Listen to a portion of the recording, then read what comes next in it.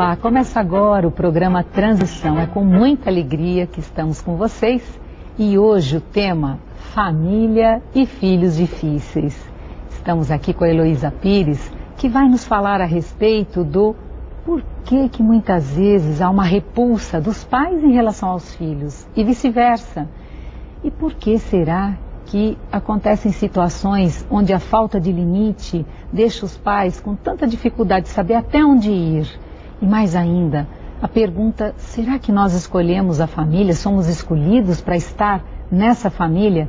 Essas e muitas questões vão ser abordadas pela Heloísa Pires. Muito obrigada pela tua presença, Heloísa. Eu que agradeço, é uma alegria muito grande estar aqui. Eu já inicio te perguntando qual é a diferença da família corporal e da família espiritual. Existem esses dois tipos de família? Diríamos que a família corporal ou é por outras circunstâncias que a harmonia e o amor. A família espiritual é produto da afinidade entre os membros.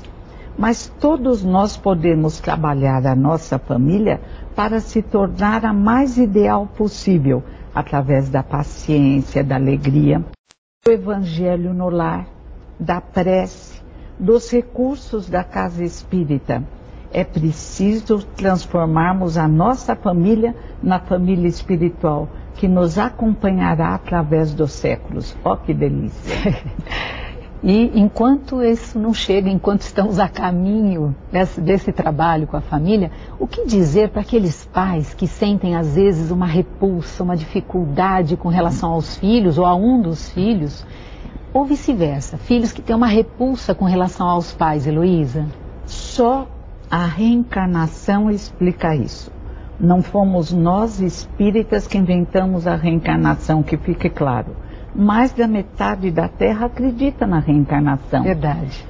Egípcios, babilônios, africanos, esquimós, chineses, ou seja, viemos de épocas milenares, como diz Augusto dos Anjos, dos vírus, bactérias, protozoários. Viemos acertando e errando. Fomos simpáticos, de outras vezes lesamos, prejudicamos, mas cada encarnação visa unir os corações, dilatar a capacidade de amar. E os pais que sentem repulsa pelos filhos precisam de uma terapia espírita, mas às vezes unida a terapia com psiquiatra, com psicólogo, porque a questão às vezes é muito grave. E não podemos agir numa forma ignorante com os nossos filhos. Somos responsáveis por eles e temos que educar o nosso coração, alegoricamente falando, para apoiá-los, para não fazê-lo com que se sintam marginalizados, rejeitados. E os filhos que também não conseguem amar o pai, precisam aceitar suas dificuldades, mas trabalhá-las para pelo menos atenuá-las, sem complexo de culpa.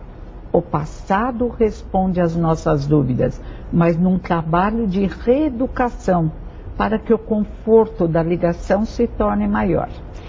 E na sua opinião, Heloísa, os pais devem passar noções espirituais para os filhos? Desde que idade? De que forma isso pode ser feito, Heloísa? Se não passarem, acontece o caos que está hoje. O que vemos?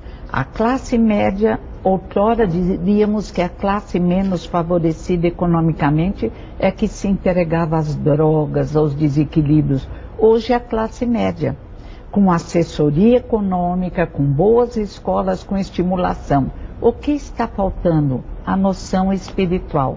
Ou como diz Daniel Goleman em QI versus QE, precisamos de uma educação que dê inteligência às emoções. Precisamos aprender a dirigir nossas emoções, a controlar nossas paixões inferiores, a nos entendermos como muito mais do que um corpo de carne. Não somos escravos de um corpo de carne. Não procuramos felicidades em drogas, em remédios dopantes, não.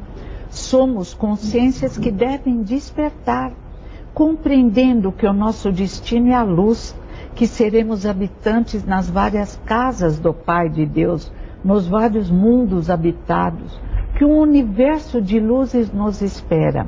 E se o indivíduo da Terra hoje às vezes nos decepciona, irmãos mais velhos de outras dimensões nos convidam a crescer, a evoluir, a, como diz Daniel Goleman, a dominar nossas emoções, a amadurecermos. Alguns pais dizem que é importante fazer tudo pela criança, e pelo adolescente, pelo filho em questão. O que eu não tive, meu filho vai ter. Outros têm dificuldade na questão dos limites. Como você vê os limites na educação com os filhos, Heloísa? Sem limites não há educação. A própria natureza é um exemplo de limites. O nosso corpo físico nos limita. O ciclo, o desgaste do corpo físico apresenta limitações outras. Mas somos muito mais do que um corpo físico. Recorrendo aos estudiosos da construção do pensamento, Winnicott, ele diz, não é espírita, eu adoro citar gente que não é espírita quando a linguagem é a mesma. Winnicott diz que devemos receber o recém-nascido com amor, na maternagem, no aconchego, que uma mãe suficientemente boa sabe como conduzi-lo na compreensão do mundo, exerce a maternagem, mas, diz Winnicott, a paternagem é indispensável, a lei, a disciplina. Caso contrário, a criança não notará a diferença entre ela e o mundo. Ficaria sempre no período pré-operacional de Piaget, egocêntrica, voltada para ela mesma, no mundo mágico, incapaz de viver uma vida real. Aliás, quantos hoje estão tentando viver uma vida virtual no computador, fugindo da vida real, que tem desafios, mas que nos encanta. Então, sem lei, sem disciplina, acontece o caos social que existe hoje. Violência, falta de respeito, incompreensão do amar ao próximo como a si mesmo, falta de educação, de limites. Heloísa, alguns exemplos agora, né, de coisas que acontecem no dia a dia, nas famílias. Qual a importância do exemplo? O exemplo é tudo. Jesus de Nazaré, sem falar em religião, o maior psicólogo de todos os tempos, que Ernesto Renan, que é ex-seminarista, não é espírita, apresenta como um indivíduo fabuloso que atravessa os tempos e muda a mentalidade de uma época. Solen Ash, o judeu, apresenta o Nazareno Jesus, convidando os pobres e os oprimidos a desenvolverem uma autoimagem positiva. Sois deuses, sois luzes, sois o sal da terra, exemplificaram essa compreensão.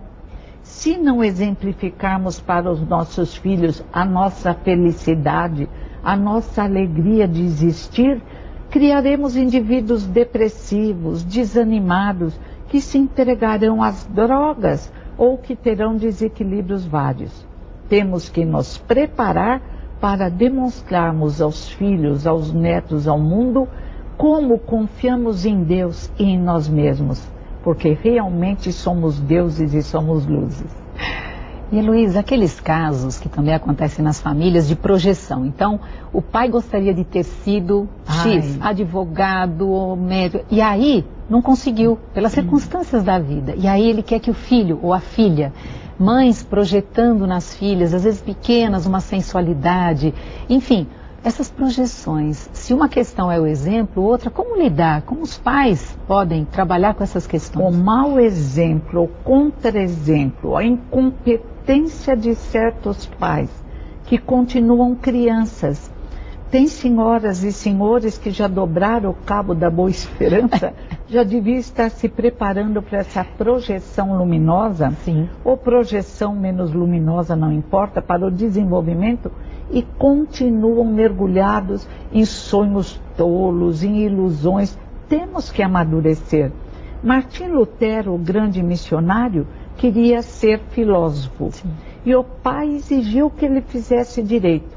Aí ele entrou na faculdade, personalidade firme, abandonou.